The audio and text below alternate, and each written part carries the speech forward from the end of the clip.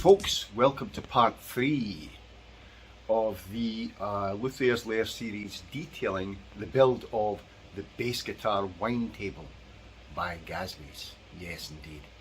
Yeah, part 2 had a lot of faux pas in it, technology related. You know, my camcorder blew up and ruined my SD card, so I lost a lot of footage. But this part's going to be pretty interesting. We're going to concentrate on the tabletop and go right through to actually choosing a colour to stain it. So, without much further ado, let's get on with it, shall we? Yes. We'll get on with it. Okay folks, sorry I did lose quite a bit of footage due to camera malfunction and SD card corruption. Very annoying. So, you know, rather than use one of those little handheld video cameras, camcorders, I'm going to just use my phone. I got plenty of space on there, and I'm going to be uploading the videos to my computer anyway to edit. So what a bugger, eh? It's a bugger. Anyway, a complete bugger. So what I did though, I might be able to salvage some footage, but what I've already done is cut out the sides of the central column in the wine table here with a battery compartment and the base of it, which is going to get threaded inserts inserted into it, believe it or not. Yeah, so I was going to make a built-in MP3 player for this with sound reactive lights, and then I thought, well, everyone's got like a phone or a musical device and they'll have music playing anyway if they were drinking wine, or maybe not, you know, I don't know, but it would defeat the purpose to put an MP3 player in there. The cost would go up, all that stuff. So I'm just going to have the nice reactive lights in here, which I can drive with a 9-volt battery, and hence the battery compartment. And you can see there, this is just this is one that's I use for sizing up for basses, and it will just go and fit right in there. It's a snug fit right now, as you can see. That will fit right in there. Be able to put your battery in, you know. Yeah, that's why I use this one. It's kind of crap. Actually, there's no contacts or anything in it, so it doesn't really matter. There you go. So next thing we're going to do is we're going to put threaded inserts in here, and then we're going to start sizing everything up with the battery box compartment as a reference, and that will be the inside. So that's what we're going to do now. So it's threaded insert time. I've done 2 already. Now you want a tub of some sort of stuff like Vaseline or something on standby, not for what you think. But then we just, these have been cut to size. This is for the centre thread is 1/4 inch by 20 pitch thread, and the outside is about 0.375 of an inch, I think 3/8. Can't remember, I have to look at the drawing again, but I did figure that all out. And you just start it off real easy. And this one looks like it's not going to need Vaseline. It's actually hard to do it like that. I'm going to have to pick it up both hands. Do it that way. I'll get it flush with the pine there. And once more, last one. And if they do slacken, you can always put a little bit of thread lock on the outside of this. They'll actually hold very well. Not CA glue, because if you want to take them back out, you're going to tear out the wood if you take the inserts back out for any reason. That's that. And of course, what fits in there are these 1/4 inch by 20 pitch thread by 1 1/2 inch length screws. They go in there. And that's what the base attaches to. Actually, I might quickly show you that if I get some room here. you don't mind me dawdling. And there's that there. Oh, I need to clear out the bottom of that, but you know, it's pretty self-explanatory. That goes on there. So we can do that side, like so. And these screws, we turn that the other way, these screws would come up from the bottom there, and that would attach the base. So that's what we're doing. Okay, next we're going to size up, because this is the first time I've built this model. I do have a prototype, but this model we're going to start to assemble the column and size up the electronics in there. So let's go. So folks, sorry once again, I lost a lot of footage in making this series. The body's already cut out, it was all filmed and then all lost, but I will make another one to show you what goes on, and we'll leave that towards maybe the end of the series. It's not been finished yet, it's just been cut out. As you notice there, I have a carving in here, and I thought it'd be nice to have a plaque here. Now, when you choose wood, you never really know when you burrow down deep into it what's going to be there. As you can see here, I have 2 knots in here that I discovered when I went 0.375 inches deep into the wood. So I was planning to do this anyway, but I made some nice inlays out of babinga. Here they are, and that can go sort of somewhat like this. You can get that pretty even. It's even enough for showing. There you go. And this one too. Just goes in there.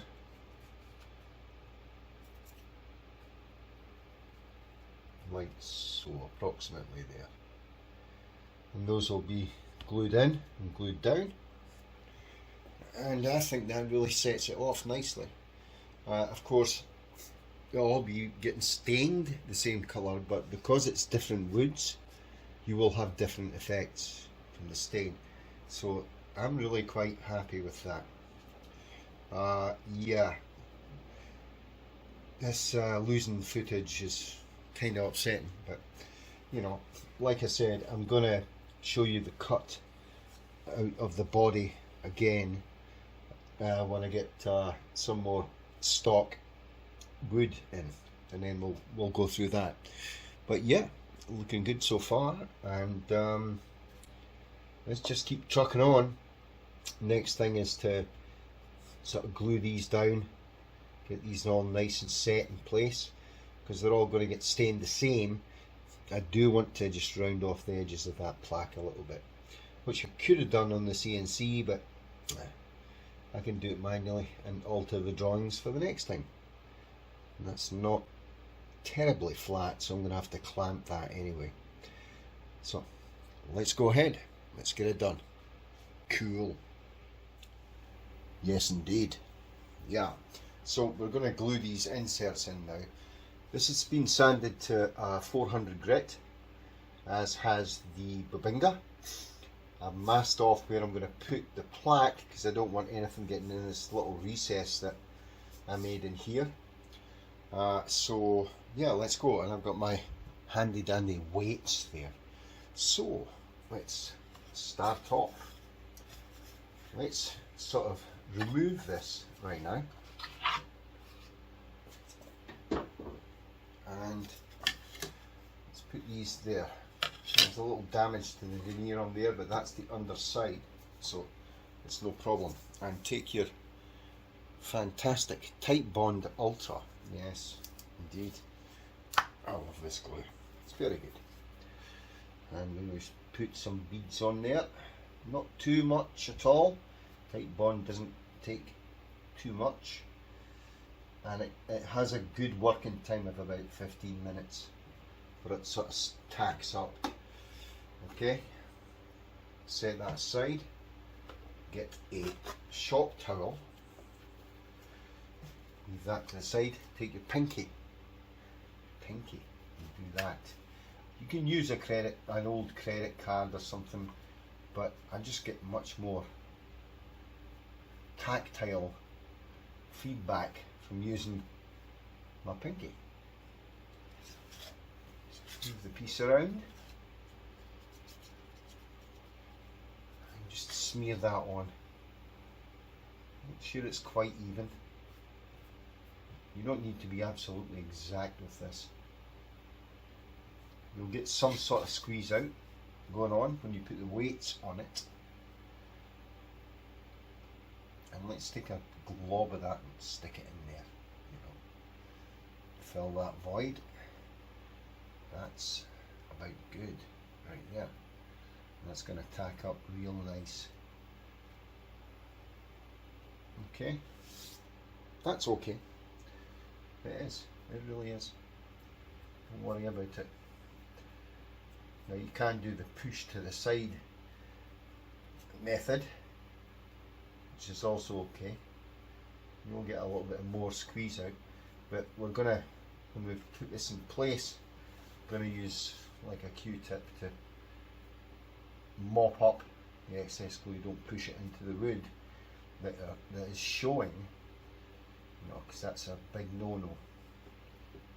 Okay, we're done with these. Now, shop towel, wipe off the pinky, goes aside, and we'll put these aside just now. Now we're going to get the base itself, I mean the table itself. Yes, I'll put that sort of central. And we'll start with this cordial, shall we? Now the glue's a little slippy, which is great actually. And just sort of put it in place. And wow, I really nailed that first time. That's too much that way. There we go.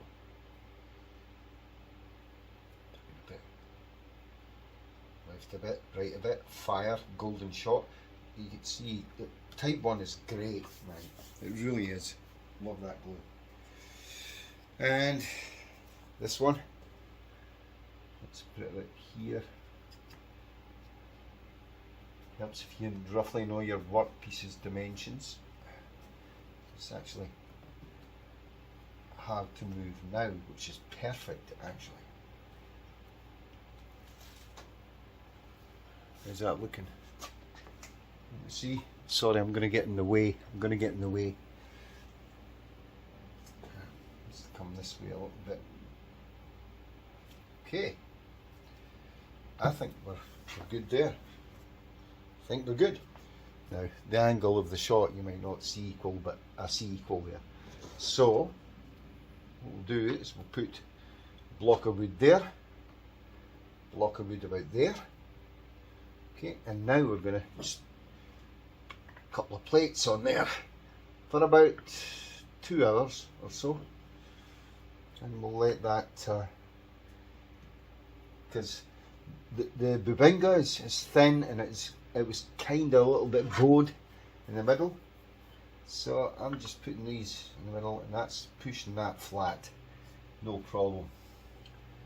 Yeah, I push down on that, I see no movement from the underlying wood, so that's good to go. Okay, now just wait for that to set. We'll take the weights off, then we'll put the plaque on. Awesome. Well, so a couple of hours have passed since I glued in the inserts and stuff on the table, and let's see what we've got. There it is. Nice. That's the tabletop. It's a nice plaque in it with nice engravings in it. Yes. So yeah. So we're going to leave that to dry overnight, and then we'll, you know, finish sand it, and then we've got to put some sealer on it, sand it again, get it down to nice smooth, and then we'll stain it. Yes. We're going to stain it some sort of nice colour, I think.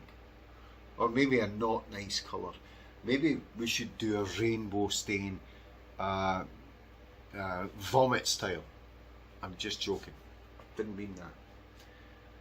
So yeah, let's move on to the next thing. I think the next thing will be that over there. That's the centre column, which I'm just beginning to assemble. And of course, what it has is all the goodies in it. And I've got to figure a few things out because it's different from the prototype. One of my beautiful friends, Alison Talbot, said to me, "Can I put ice in there?" I was like, "Oh no, not as is." "Are you joking? Ice in it? Are you really asking?" "Oh." Yeah, that's a good question. I have a few ideas about that. And a few more ideas for the future concerning that very specific thing. I'm not going to make a fridge in there or anything, you know, but it'll be somewhat like it. That's for the next iteration of this project, and just let's get on with it. Let's go. So this is all sanded down now, the glue's set. I did forget one thing though, like a tool. On the back here, there's meant to be dowel holes on the back here, and of course, you know, I'm going to have to put this into here without that fitting. That was silly. So what I'll do is I'll cut this piece again to make a template where I can double-sided tape this down to here, and then use the holes and use the drill press to drill the holes, or mark where the holes are, then drill them. Just depends, but that's what I'll do. Yes, that was silly. Actually, I disabled that toolpath for some reason in the plan, so let's get it done again. So I'm going to make this template, and I'll shoot a short video of that because it doesn't take long to make this template. So let's go and do that.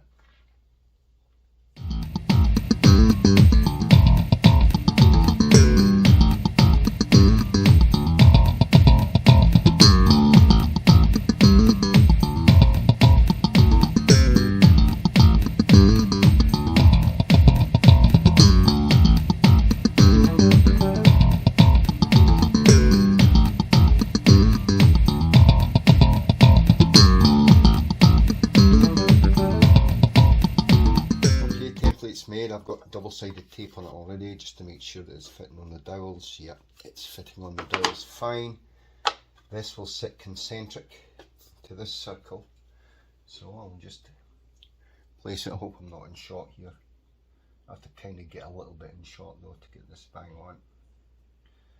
And I kept the tabs on this template. Of course, it doesn't need to be super square or anything.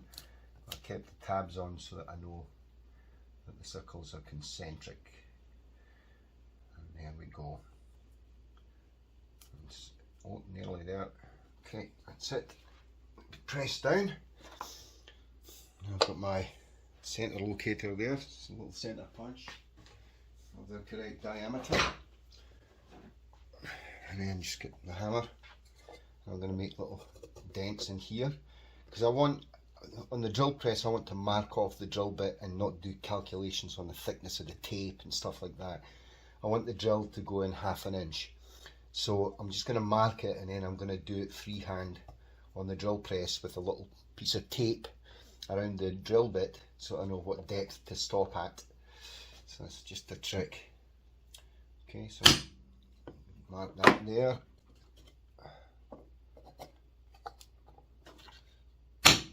That there,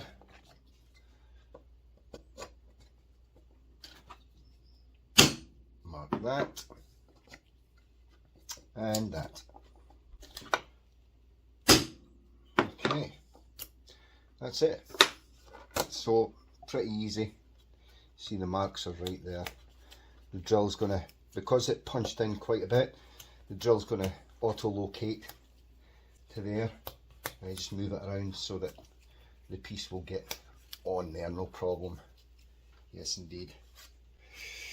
So, no point in me watching me drill holes, but that's how you do that.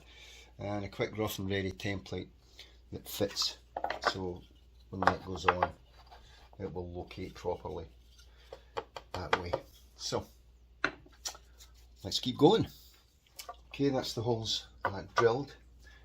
Cleaned up a little bit. I did put a little countersink in them as well, so that the dowels sort of slide in easier.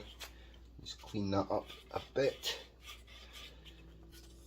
raggedy, but I'm going to test fit what's going to be the top piece of the column. That's upside down, of course. This is the top insert for the column. We're holding it for the wine bottle to go through, and probably a push in and pull out plastic container that can contain ice, so you can keep your wine nice and cool. And let's test fit it and see. Nice. Fits perfectly. And it's actually a little on the stiff side, which is great. Exactly what you want. Yes. So we're good to go. Right. On to the next. I'm actually going to concentrate on the top for this video, and probably the next one, just to show you it getting finished, and then we'll move on to the column after that, and then we'll finish the base of the table. Okay, cool. Okay, we're going to try out some finishes here, some stains actually, not finishes, actual stains. I have a stain from marathon here called Ipswich Pine, and one called Sedona Red. Those are the two I'm considering for this job. Now let's try the Ipswich Pine on our template we just made, because it's the exact same wood. Like that so far.